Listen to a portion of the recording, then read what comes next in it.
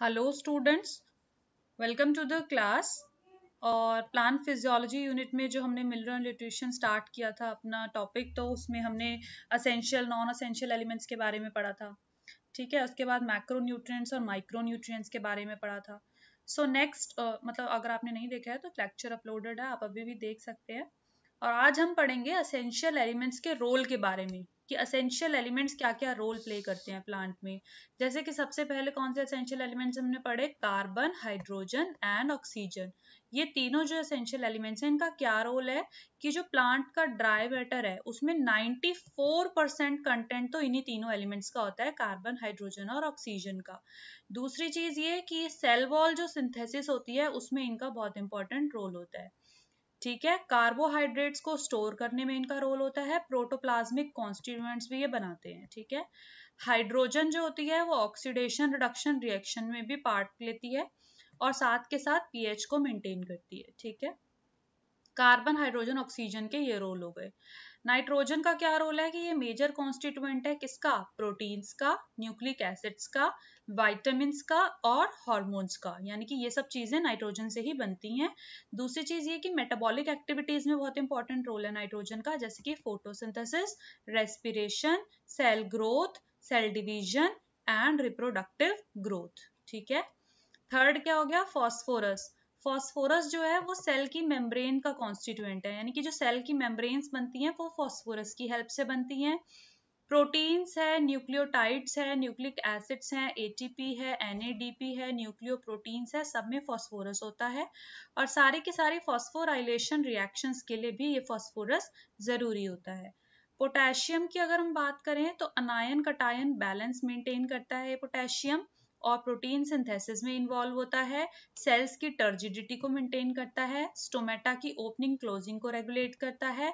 बहुत सारे एंजाइम्स जो हैं जो कि फॉस्फोराइलेशन में हेल्प कर रहे हैं, फोटोसिंथेसिस में हेल्प कर रहे हैं, रेस्पिरेशन में हेल्प कर रहे हैं, क्लोरोफिल सिंथेसिस में हेल्प कर रहे हैं, तो इस टाइप के जो एंजाइम्स हैं उनको एक्टिवेट करने का रोल भी पोटेशियम करता है।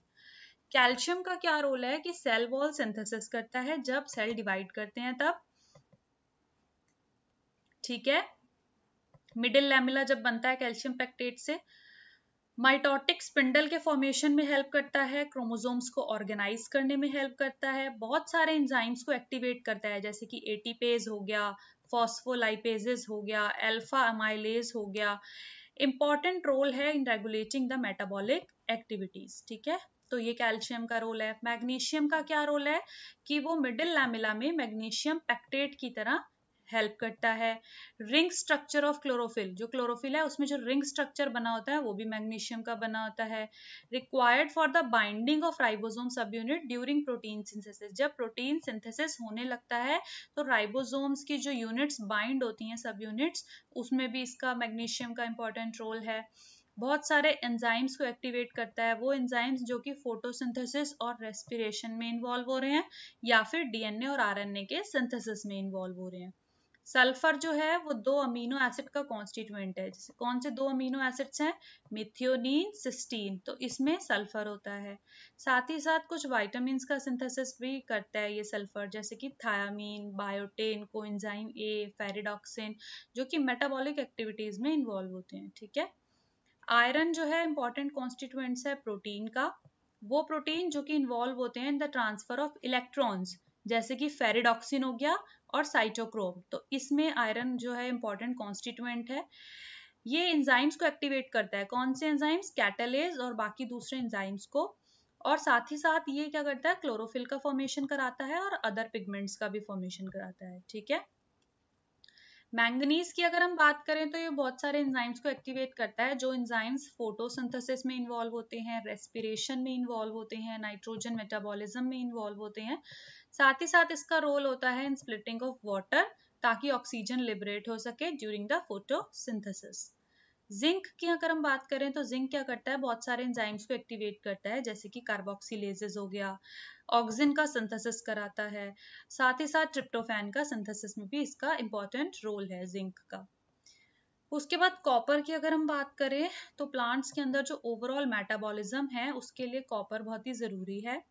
और आयरन के जैसे ये कॉपर भी बहुत सारे एंजाइम्स के साथ एसोसिएटेड है, involve in the redox reaction, और ये फोटोसिंथेसिस और रेस्पिरेशन के लिए एसेंशियल है। बोरोन की अगर हम बात करें तो बोरोन क्यों चाहिए होता है? कैल्शियम के अपटेक के लिए चाहिए होता है, और कैल्शियम को यूज करने के लिए बोरोन चाहिए होता है ताकि कैल्शियम का यूटिलाइजेशन हो पाए। सेल मेम्ब्रेन की फंक्शनिंग के लिए भी चाहिए होता है, और पॉलन जर्मिनेशन के लिए भी चाहिए होता है। ठीक है। कार्बोहाइड्रेट्स जो हैं उनका ट्रांसलोकेशन हो पाए थ्रू द फ्लोएम, इसके लिए भी बोरोन चाहिए होता है। सेल का इलोंगेशन हो पाए और डिफरेंशिएशन हो पाए, इसके लिए भी बोरोन चाहिए होता है। मॉलिब्डेनम की अगर हम बात करें, it is the component of several enzymes, जैसे कि नाइट्रोजिनेज, नाइट्रेट रिडक्टेज, ठीक है, और नाइट्रोजन फिक्सेशन के लिए भी मॉलिब्डेनम चाहिए होता है। क्लोरीन की अगर हम बात करें तो मैग्नीशियम के जैसे क्लोरीन भी इन्वॉल्व होता है ऑक्सीजन को लिबरेट कराने में। कब? जब फोटोसिंथेसिस के टाइम पे वाटर का फोटोलाइसिस होता है। ठीक है। सॉल्यूट कंसंट्रेशन को डिटरमाइन करने में और अनायन कटायन बैलेंस मेंटेन करने में। निकल का क्या रोल है कि दो एंजाइम्स होते हैं, यूरिएज और हाइड्रोजिनेज, तो वो उसमें निकल प्रेजेंट होता है, निकल उनका कंपोनेंट होता है, और साथ ही साथ ये दो एंजाइम किस में हेल्प करते हैं? यूरिया के मेटाबॉलिज्म में। ठीक है। सो होप कि आप लोग को क्लियर हो गया होगा पॉइंट वाइज की, पॉइंट टू पॉइंट आपको इन्फॉर्मेशन यहाँ पर मिल गई है कि कौन सा एलिमेंट का किस चीज में रोल होता है, एसेंशियल। ठीक है। सो होप कि आपके लिए लेक्चर यूजफुल था।